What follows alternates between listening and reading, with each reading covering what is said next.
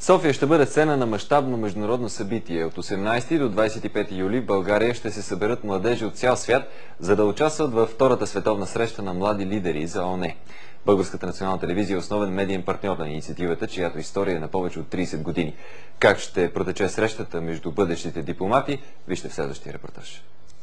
Над 160 студенти от Европа, Азия, Африка, Северна и Южна Америка ще участват в световната среща. Те ще трябва да работят като истински професионалисти по едни от най-горещите теми за ООН, като Косово, Грузия, Близкия изток и морското пиратство.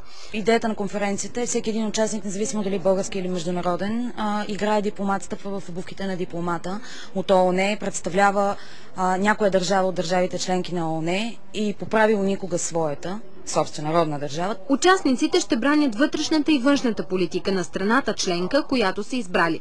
Те ще се фокусират върху 5 основни теми – сигурност, човешки права, развитие, разоръжаване и международна сигурност, изграждане на мир. А за това ще са им необходими специални умения. Трябва да покажат мотивация, силен характер и отвореност към различията в света. Трябва да умеят да комуникират и да представят своите мисли и вярвания, но да могат да приемат и чуждите. Ще има срещи с специалисти, дипломати, журналисти и членове на международни организации. Вратите в НДК са широко отворени и за всички, които искат да гледат и да се учат.